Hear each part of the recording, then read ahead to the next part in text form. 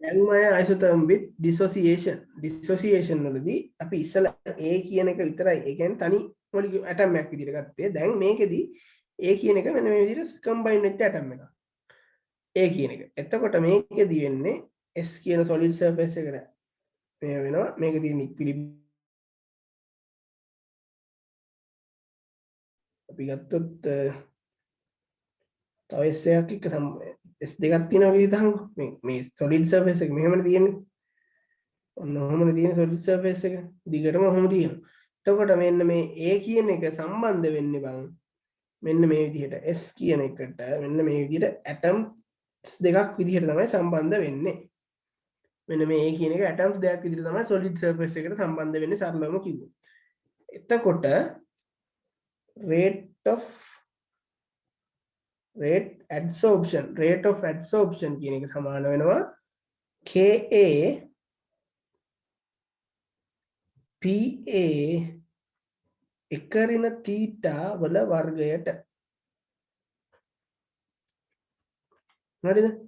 එතකොට rate of desorption කියන එක සමාන වෙනවා Kd තීටා වල වර්ගයට. Kd තීටා වල වර්ගයට සමාන වෙනවා rate of desorption. rate of adsorption කියන එක සමාන වෙනවා Ka Pa එකරින තීටා වල වර්ගයට. මෙන්න මේකත් ඉක්විලිබ්‍රියම් එක යටතේ තියෙන්නේ බං. ඉක්විලිබ්‍රියම් එක යටතේ තියෙන නිසා මේ දෙක සමාන වෙනවා. rate of adsorption සමානයි rate of desorption වෙනවා. එතකොට Kd theta squared සමාන වෙනවා Ka Pa එකරින තීටා වල ස්ක්වයර්ඩ් වලට. හරිද? එතකොට නෑ මේක අපි A කියන එකත් මෙතන theta A කියලා ගන්නවා. මෙතනත් theta A කියලා ගන්නවා. මේකත් theta A වෙනවා. එතකොට මේක theta A වෙනවා. theta A වල වර්ගය සමාන වෙනවා Ka බෙදීම Kd Pa එකරින තීටා A වල වර්ගයට සමාන වෙනවා. එතකොට මේක ගන්න පුළුවන් අපිට මේක K වෙනවා කියලා ඉස්සෙල්ලා මම කිව්වනේ. එතකොට තීටා A වල වර්ගය සමානයි K Pa එකරින තීටා A වල වර්ගය. තීටා A කියන එක සමාන වෙනවා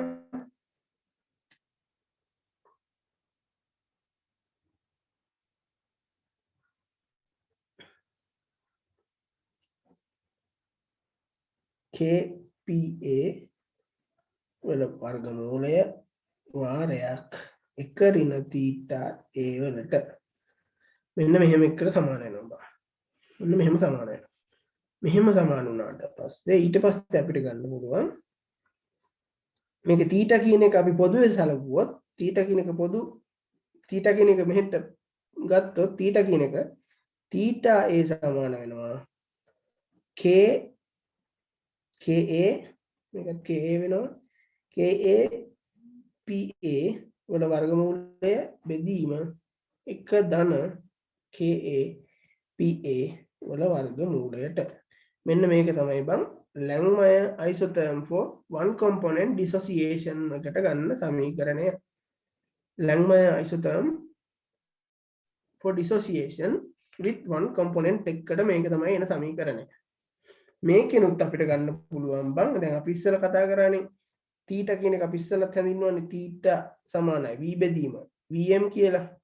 මේකෙන් අපිට සමීකරණය ගත්ත හැකි v බෙදීම vm මම ඉස්සෙල්ලා ව්‍යුත්පන්න කරපු හින්දා ආය මේ ඉස්සෙල්ලා විදිහටම ව්‍යුත්පන්න කරන්න තියෙන්නේ. ආයි ඉතින් මම ව්‍යුත්පන්න කරන්න යන්නේ නැහැ. කෙලින්ම අර y සමාන mx විදිහටම ගන්නම්. Ka Pa බෙදීම 1 ධන Ka Pa මෙහෙම ගත්ත හැකි.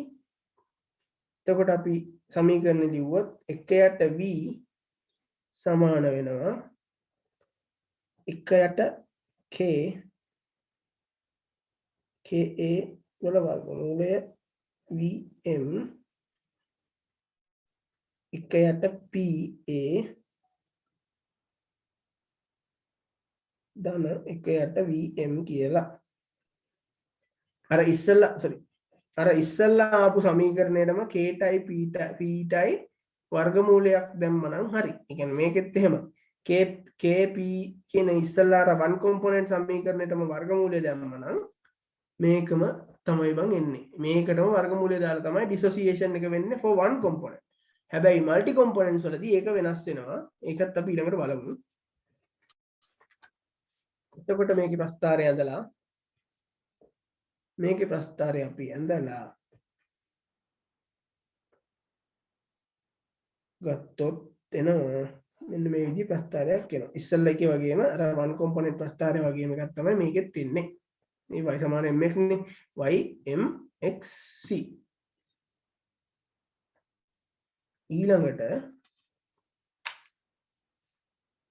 මේක ඇල්ලතනින් ඉවර වෙනවා බං. ඊට පස්සේ අපි කතා කරනවා for one component නේ. ඊළඟට අපි කතා කරනවා dissociation for multi components. for multi components වලට කතා කරොත් බං මෙන්න මේ solution එක consist වෙනවා මෙන්න මේ විදිහට. solution එක consist වෙනවා A කියන එක molecule එකක් විදිහට තියෙන්නේ.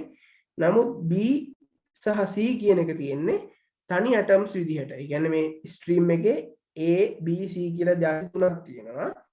ඒ ಜಾති තුනෙන් A කියන එක තමයි molecule එකක් විදිහට තියෙන්නේ. B කියන එකයි C කියන එකයි තනි atom එකක් විදිහට තමයි තියෙන්නේ. මේ වගේ තව දුන්නොත් මෙහෙම ගාන එන්න තව සංකීර්ණ වෙනවා. මේකේ ලෙක්චර් නෝට් එකේ සඳහනක් වෙන්නේ නැහැ බං අනිත් ඒවාට. මේවා මොලිකියුල්ස් උනහම මේවා වෙන්නේ කොහොමද කියලා. දැන් අපි මෙතන සලකන්නේ එකක් dissociate වෙනවා කියලා. මේකේ only A dissociate. A විතරයි dissociate වෙන්නේ. only A dissociate. ඉස්සෙල්ලා අපි කිව්වා මෙන්න මේ multi components වල ඉස්සෙල්ලා අපි කතා කරා බං මෙන්න මේ සමීකරණේ multi components වලට මේ තියෙන්නේ මේ සමීකරණය ගැන අපි ඉස්සෙල්ලා කතා කරානේ theta a සමානයි ka pa pb bc කියලා. මේකෙදි වෙන්නේ theta a previously theta a සමාන වුණා multi components වල මම මේ කතා කරන්නේ ka pa බෙදීම 1 ධන ka pa ධන p kb pb ධන kc pc කියලා අපි ගත්තා ඉස්සෙල්ලා. මෙන්න මේ දැන් dissociate දැන් a කියන එක dissociate වෙනවනේ. ඒක නිසා a dissociate වෙන හින්දා theta a කියන එක සමාන වෙනවා ka pa වල වර්ගමූලය බෙදීම 1 ධන ka pa වල වර්ගමූලය ධන kb pb ධන kc pc කියලා සමාන වෙනවා. මෙන්න මෙහෙම තමයි මේක ඇඳලා තිබ්බේ සර් දීපු ටියුටෝරියල් එකේ දීලා තිබ්බ සමීකරණය.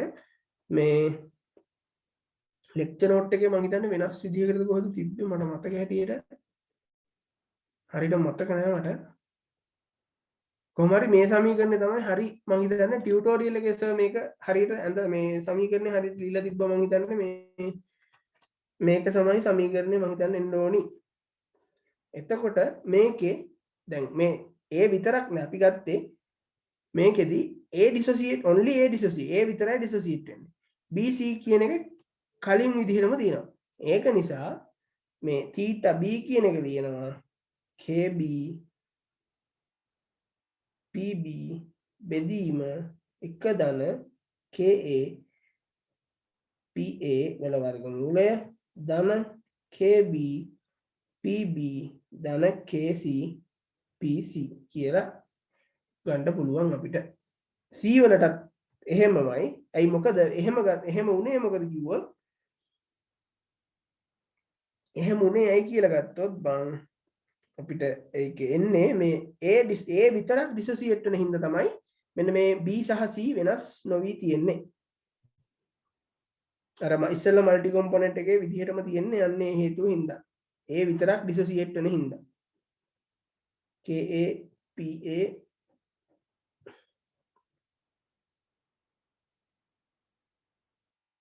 KC PC කියලා ගන්න පුළුවන්.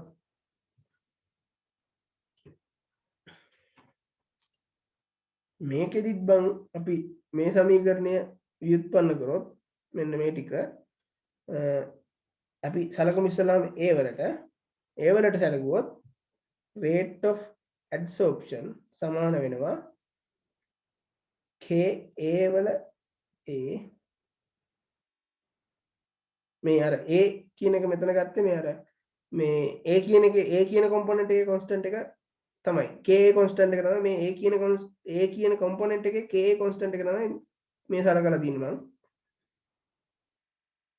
මේක PA එක ඍණ theta A ඍණ theta B ඍණ theta C වල වර්ගය ඔන්න ඔහොම ඉස්සල්ලාවේ සමීකරණේ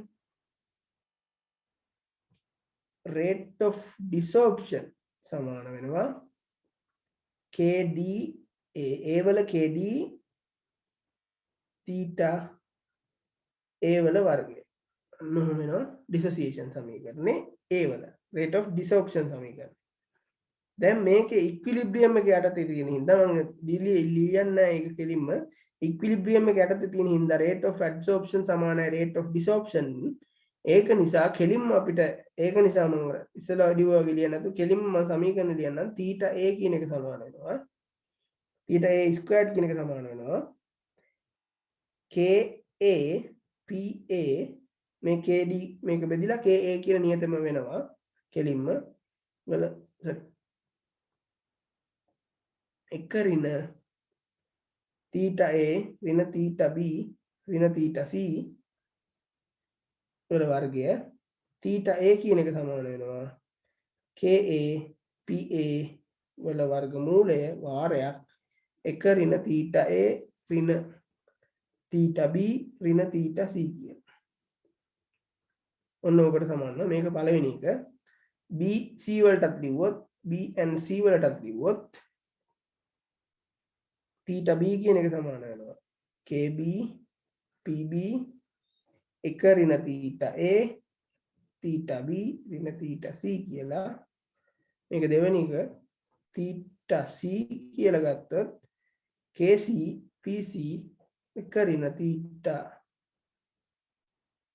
a ඍණ theta b ඍණ theta c කියලා ගන්න පුළුවන් මේක තුන්වෙනි සමීකරණය. හරිද? දැන් මේ සමීකරණ තුන ඉස්සෙල්ලා වගේම එකතු කරොත් අපිට ගන්න පුළුවන් බං මම අර මේ ටික එහෙම ගත්තොත් මෙන්න මේ 1 2 3 එකතු කරොත් මේ 1 2 3 3 කියන සමීකරණ තුනම එකතු කරොත් 1 ධන 2 ධන 3 කියලා ගත්තොත් theta a ධන theta b ධන theta c සමාන වෙනවා මම එක සැරේම ගන්නම් 1 ඍණ theta a ඍණ theta b ඍණ theta c කියන එක සමාන වෙනවා ka pa වල වර්ගමූලය ධන kb pb ධන kc pc කියලා ගන්න පුළුවන් මේක ඔය විදිහටම ගත්ත හැකි මේක අපිට ලිව්වොත් දැන් මේක අපි දන්නවනේ මොකද්ද කියලා theta මේ theta සම්පූර්ණ theta වල එකතුව. එතකොට අපි ලියනවා sigma i සමාන 1 සිට n දක්වා theta i සමාන වෙනවා මේ තියෙන්නේ අර ඉස්සෙල්ලා කිව්වා වගේ එක ඍණ theta නේ මේ තියෙන්නේ එක ඍණ theta එක ලියන්න පුළුවන් එක ඍණ sigma i සමාන 1 සිට n දක්වා theta i මේක මේ විදිහටම ලියන්න පුළුවන් අපිට ka pa වල වර්ගමූලය ධන kb pb ධන kc pc කියලා මේක පේනවනේ අවුලක් නැහැනේ කරගන්න නැතුවට තේරෙන්නේ නැති නම් තිබ්බොත් අහනවා අනිවාර්යෙන් අවුලක් නැහැනේ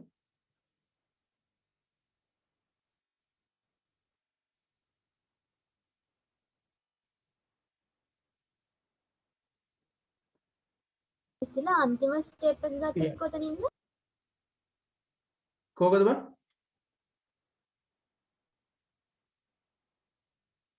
ඔය අන්තිමටම ලියුවද?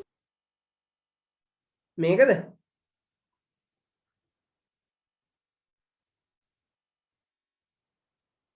මේකද? ඔව් ඔව්. මේක ගත්තේ බං ඉස්සල්ලා අර මං කිව්වේ මල්ටි කොම්පොනන්ට් සිස්ටම් වල මේ මෙන්න මේක මේ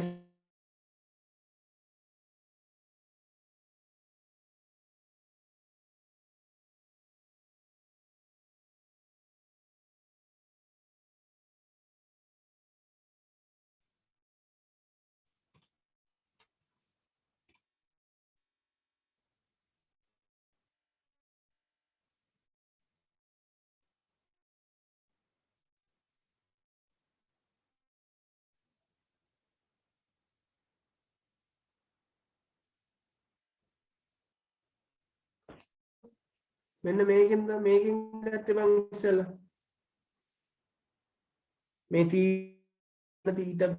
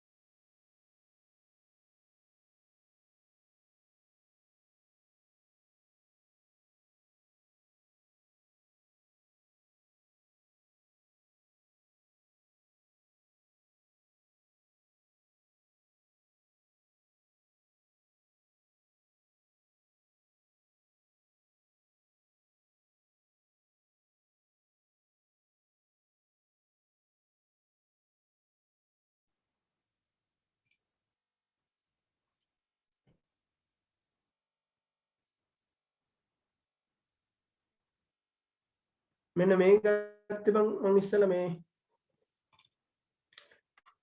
මෙන්න මේකෙදි ගත්තේ තීටා A ධන තීටා B ධන තීටා C ධන තීටා Y කියලා තීටා සම්පූර්ණ මේ මල්ටි කොම්පොනන්ට් සිස්ටම් එකේ මල්ටි කොම්පොනන්ට් තියෙනකොට සම්පූර්ණ තීටා වල එකතු ගත්තනේ සිග්මා t i සමානයි 1 සිට n දක්වා තීටායි කියලා.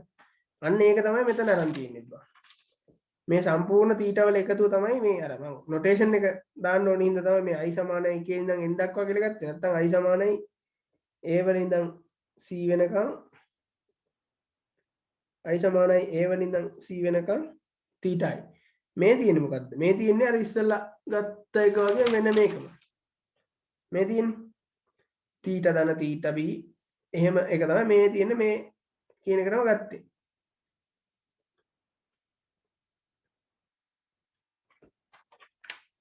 ඒක තේරුණාද? ඔව් හරි බං හරි. thank you. මේ ඊට පස්සේ දැන් මේක ආයේ මේ විදිහටම තියන්න බෑනේ අපිට. අපි මේක සමීකරණය දැන් ඊට පස්සේ ආය සුළු කරගත්තොත් අපිට සමීකරණ එනවා තීටා i සමානයි k ඉඳන් a දක්වා c තීටා i කියන සමීකරණය සමාන වෙනවා ka pa ධන kb pb ධන kc pc කියලා එක ධන ka k sorry ka pb pa වල වර්ගමූලය ධන kb pb ධන kc pc මේක මෙහෙම වෙනවා. එතකොට එක ඍණ සිග්මා i සමාන 1 ඉඳන් a වල ඉඳන් c දක්වා θ i කියන එක සමාන වෙනවා. එක යට එක ධන ka pa වල i ධන kb pb ධන kc pc කියලා මෙන්න මේකට සමාන වෙනවා. මේ සමීකරණ ටික දැනගත්තා නම් හරි බං. ව්‍යුත්පන්න ටික නම් උත්තරයි. ඊට පස්සේ බලමු ඊළඟ අයිසෝටර්ම්. දැන් අපි මේ ගත්තේ ලැන්ග්මයි අයිසෝටර්ම් නේ. ඊළඟට බන් තියෙන්නේ බෙට් අයිසෝටර්ම්. BET අයිසෝටර්ම් එක. ඒකෙදි මේක ගත්තොත් බං බෙට් අයිසෝටර්ම් එකේදී මේ අපි ගත්ත අර සමීකරණ ටිකමයි ඊළඟ එකේදී මෙන්න මේකෙදි මේ BET isotherm එක for multi-layer formation මෙන්න මේ multi-layer formation වලට තමයි මේ BET isotherm එක යොදාගන්නේ. එතකොට at high pressure and low temperature විශාල පීඩනයකදී සහ අඩු උෂ්ණත්වවලදී the thermal energy of molecules gas molecules decrease. ඒ කියන්නේ thermal energy එක molecules වල කියන්නේ gaseous molecules වල thermal energy එක අඩු වෙනවා. And more molecules would be available per unit area. ඒ අඩු වෙන්නේ thermal energy එක අඩු වෙන්න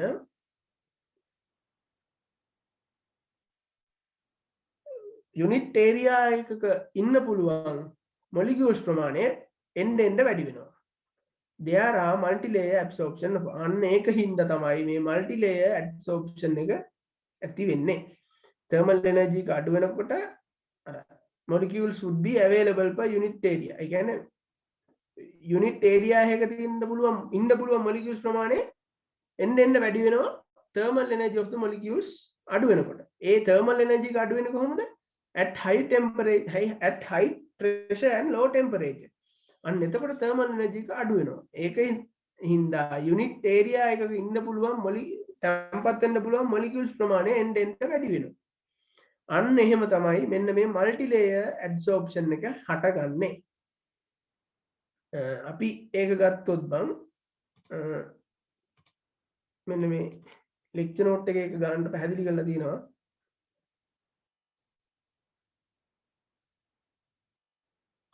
ඒකේ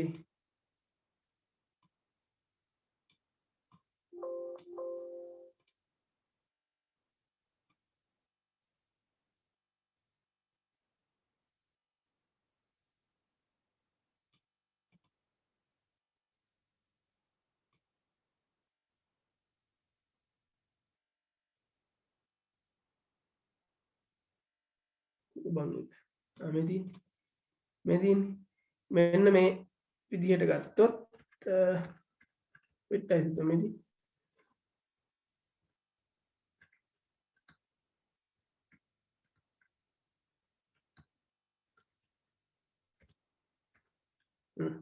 මෙන්න මේ surface area එක කියන්නේ high temperature සහ low high pressure සහ and low temperature වලදී මෙන්න මේ thermal energy of molecules වල thermal energy එක අඩු වෙනවා.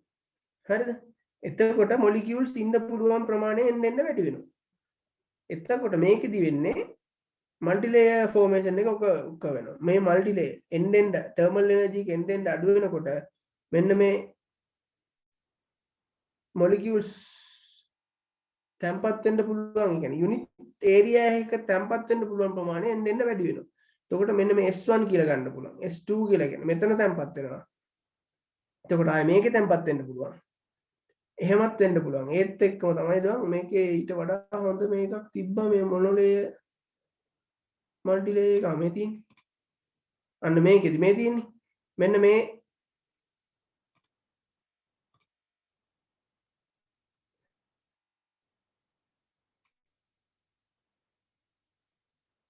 අඩෝ මම ඒක දැක්කේ නෑ පොඩ්ඩක් හිටපන්. මේක දැක්කේ නෑනේ. මෙන්න මේ දැන් පේනව නේද බා?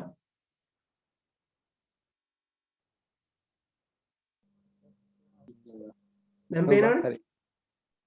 මෙන්න මේකදී මේ තියෙන්නේ මේ මෙන්න මේක තමයි බං adsorbate in the monolayer. මේ තියෙන්නේ monolayer එක. අර pressure එක වැඩි වෙනකොට thermal energy එක අඩු වෙනවා. ඒ unit area එකක ඉන්න පුළුවන් molecules ප්‍රමාණය එන්න වැඩි වෙනවා. අන්න ඒකින් තමයි මෙන්න මෙතන monolayer එකක් හටගන්නේ. මෙන්න මේ bed isotherm වලදී. ඒක නිකන් සාමාන්‍යයෙන් දැනගත්තා නම් ඇති නිකන් මේ monolayer මෙන්න මේකට sorry monolayer නෙවෙයි multilayer එකක් හට ගන්නවා. මෙන්න මේක පළවෙනියටම මේ පළවෙනි layer එක මොකද්ද? මේක තමයි අර chemical option එකෙන් හරි physics option එකෙන් හරි වෙන්න පුළුවන් පළවෙනි layer එක. ඊළඟ හැම layer එකක්ම physics option එක විතරයි කරන්නේ. ඊළඟට තියෙන හැම layer එකක්ම physics option එකෙන් විතරයි හටගන්නේ. පළවෙනි layer එක විතරයි chemical option එකෙන් හෝ physics option එකෙන් හටගන්නේ. දෙවෙනි layer එකේ ඉඳන් ඊට උඩ තියෙන පළවෙනි layer එකේ ඉඳන් ඊට උඩ තියෙන හැම layer එකක්ම හටගන්නේ physics option එකකින් හින්දා. chemical option එකකින් හින්දා හටගන්නේ පළවෙනි layer එක විතරයි. පළවෙනි layer එක chemical option වලින් සහ physics option වලින් යන දෙකෙන්ම හටගන්නත් පුළුවන්. එතකොට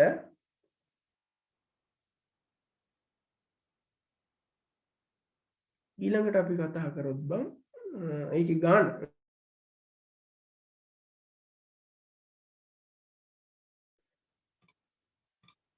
සමීකරණය බෙට් අයිසෝතර්ම් එකේ සමීකරණය තමයි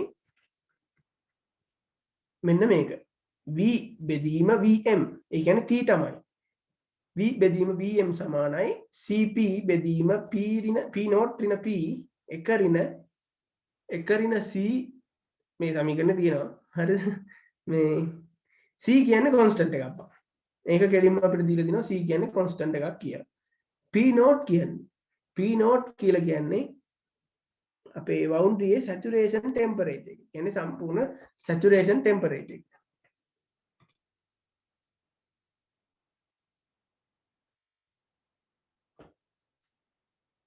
හරි මම දැන් මේ ඒක තමයි.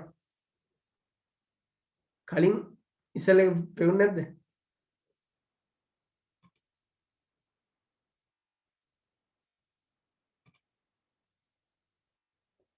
හරිනේ?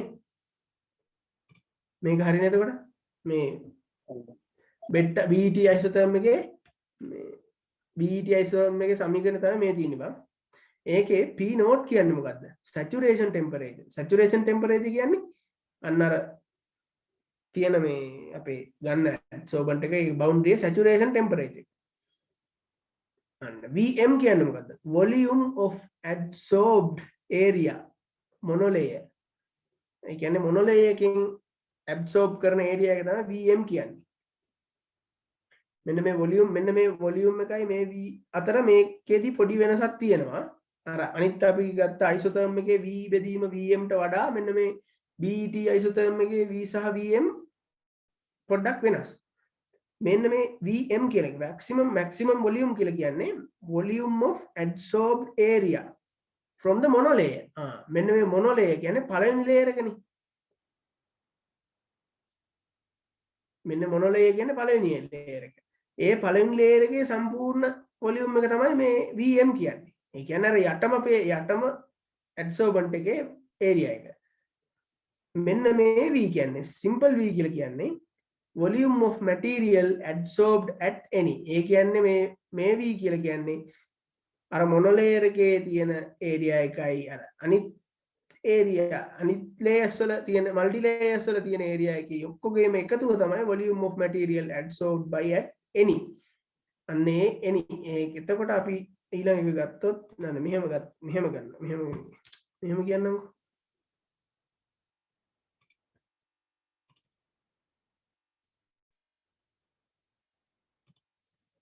මේක ගත්තොත් මේ විදිහට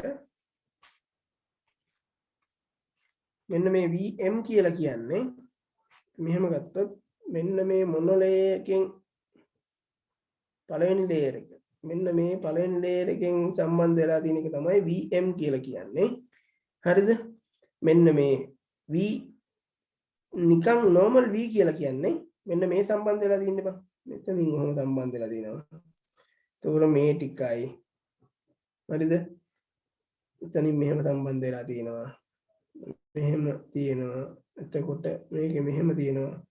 මේකයි මේකයි මේක ඉතුරුලා තියෙනවා ටික මේ ටිකයි මේ ටිකයි මේ ටිකයි ඔන්න ඔය මේ සම්පූර්ණ ටිකම තමයි v කියලා කියන්නේ. ඒතර මෙතන තව එන්න පුළුවන්.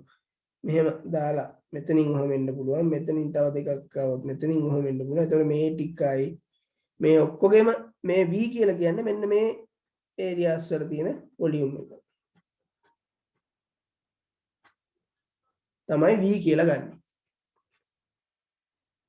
එතකොට vm කියලා කියන්නේ මේ මොනොලේයක නිසා මේවා කරපු වොලියුම් එක. මොනොලේයක දැන්පත් වෙලා තියෙන වොලියුම් එක.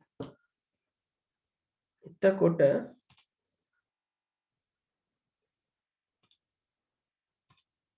මේකෙදි අපි v කියන එක ගත්තා. ඊළඟට ප්‍රෙෂර් කියන එක අපි දැම්මොත් ප්‍රෙෂර් කියන එක එනවා. ප්‍රෙෂර් කිය p කියලා කියන්නේ partial pressure of the gas. අන්න අර gas එකේ partial pressure එක තමයි මේක අපි p කියලා හඳුන්වන්නේ. මේකෙදි x සමානයි p බෙදීම p නෝට් කියලා ගත්තොත් x සමානයි p බෙදීම p නෝට් කියලා ගත්තොත් මෙන්න මේ vm v බෙදීම vm cx එකරින x මෙන්න මේ සමීකරණය. මෙන්න මේ x කියලා කියන්නේ මොකද්ද එතන? මෙන්න මේ සමීකරණය p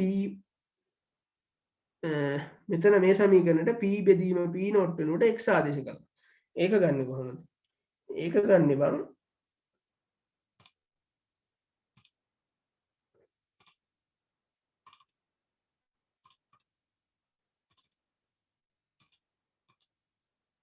ඒක ගන්නේ මෙන්න මේ විදිහට.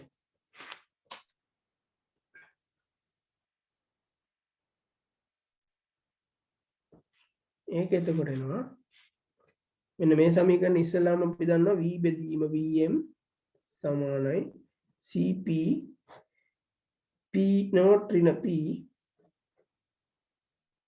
එකරින c p බෙදීම p නෝට්. ඔන්න ඔහොම ඉන්නේ සමීකරණේ. ඔන්න ඕක තමයි සමීකරණේ බා. හරිද? අපිට දීලා තියෙන සමීකරණය. හරි මේක මෙතනින් ලියලා තියෙන එක සැරේ මම මෙතනින් ලියාගත්තා. දැන් x කියන එක අපි හඳුන්වලා තියෙනවා. x කියන එක p බෙදීම p නෝට් කියලා. හරිද? x කියන එක හඳුන්වලා තියෙනවා p බෙදීම p නෝට් කියලා. මේකේ ටියුටෝරියල් එකේ ගානක් තියෙනවා. මේ ගාන හදද්දි මම කියලා දෙන්නම් බං හරියට මේ වොලියුම් මනම් දාන්නේ කොහොමද මේ ටික මේ කරන්නේ කොහොමද කියලා. දැනට මේ සමීකරණ ටික පොඩ්ඩක් බලාගත්තා නම් ඇති. මේ ඊට පස්සේ මේ x මේ එතකොට මේක මේ පැත්තත් p නෝට් වලින් බෙදෙනවා. මේකත් යට පැත්තත් p නෝට් වලින් බෙදෙනවා. p නෝට් වලින් බෙදෙනවා. එතකොට එනවා අපිට v බෙදීම vm කියන එක සමාන වෙනවා cx බෙදීම මේක මේ p නෝට් බෙදීම p නෝට් කියන එක p බෙදීම p නෝට් කියන එක කෙලින්ම දාන්න පුළුවන් x කියන එක. එතකොට මේක p නෝට් වලින් බෙදන්න ඕනේ නෑනේ. එතකොට එනවා මේක p නෝට් වලින් බෙදුවොත් එකරින x කියලා එනවා. මේක p නෝට් වලින් බෙදුවොත් 1යි මේක p නෝට් වලින් බෙදුවොත් p බෙදීම p නෝට් වෙනවා. p බෙදීම p නෝට් කියන්නේ x මේක එනවා එකරින c x කියලා. ඔන්න ඔහොම එනවා සමීකරණය. හරිද? ඔන්න ඔය ආපු සමීකරණය අපිට ආයෙ ලියා ගන්න පුළුවන්.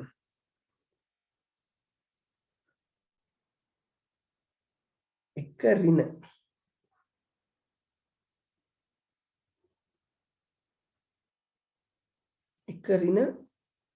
c වාරයක් x බෙදීම vm බෙදීම vm මේ පොදු vm එක දෙකට කඩලා ලියාගත්තා මම මේ හරස් මුන්තිය දාලා පොදු vm එක එකට කඩලා ලියාගත්තා සමාන වෙනවා cx බෙදීම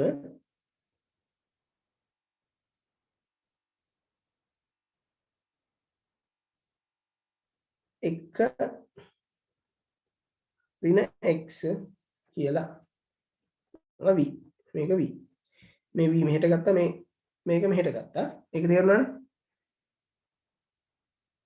එතකොට අපිට ලියන්න පුළුවන් මෙන්න මේ සමීකරණය ඊට පස්සේ අපිට හදාගෙන ලියන්න පුළුවන් බං මේ සමීකරණය මෙතන අපි එකයට vm මේ සමීකරණය ඊට පස්සේ අපි c වලින් බෙදුවා ගියහන්කො c වලින් බෙදුවොත් එතකොට එනවා එකයට c vm ඍණ එකයට c times x බෙදීම vm c සමානයි x over එක ඍණ x v කියලා ගන්න පුළුවන්. මේක අපිට ගත්ත හැකි අන්තිම අවසාන වශයෙන් මේක සුළු කරොත් එනවා x බෙදීම එක ඍණ x times v සමාන වෙනවා c ඍණ 1යි x බෙදීම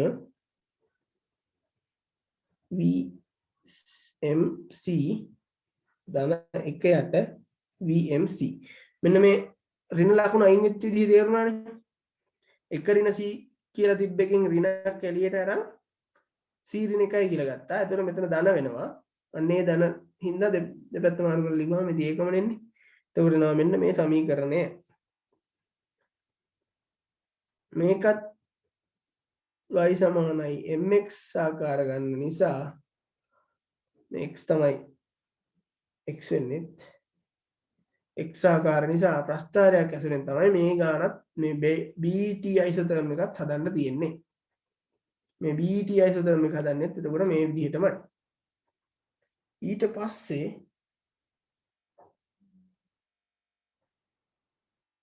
මේකේ surface එක වෙනස් වෙන ආකාර හතරක් ගැන අපි කියනවා ලෙක්චර් නෝට් එකේ බං.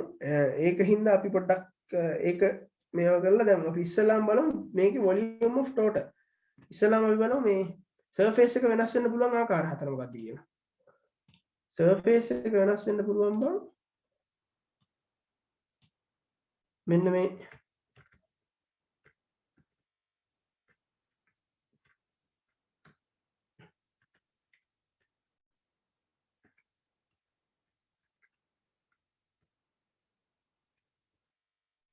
තිබ්බා මේදී surface එක වෙනස් වෙන්න පුළුවන් ආකාර හතරක් මේ screen share එක